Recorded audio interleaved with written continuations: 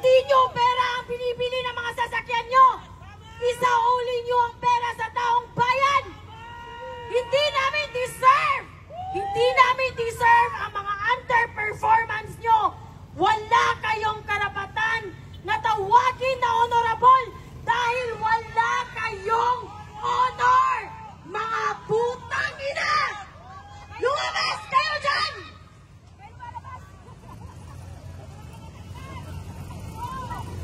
Sana hindi na kayo tumakbo.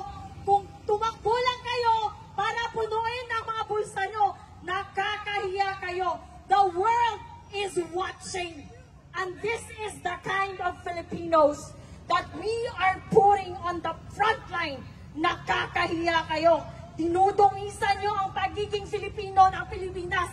Mga putang ina kayo! Lumabas kayo dyan! Kayong lahat! Mga putang ina! Darating ang araw na mapupuno ang taong bayan. Tandaan nyo to. Walang makakaligtas. Kahit yung mga pamilya nyo na abroad ng abroad, nagpapakasasa sa pera ng taong bayan. At sa mga Filipino na nakikinig lang, walang ginagawa dahil hindi pa sila apektado ng korupsyon. Dahil hindi pa sila naabot ng korupsyon. Ito ang sinasabi ko sa inyo. Kapag wala tayong ginawa ngayon, mas mabuting na lang na wala tayong gawin until forever. I do not care. If you stay silent right now, just stay silent as quiet as a mouse forever. Dahil hindi nyo alam ang impact ng inyong pagiging neutral.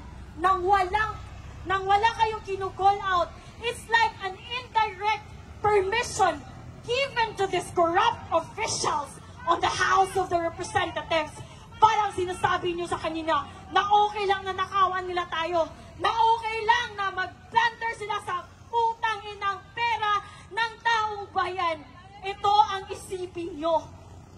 Ilan ba ang total population ng Pilipinas? We're more than 100 million. Let's just do a traditional calculation.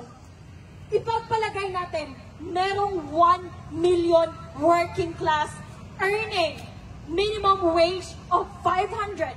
Let's just say it's 500. Do you really think that 500 pesos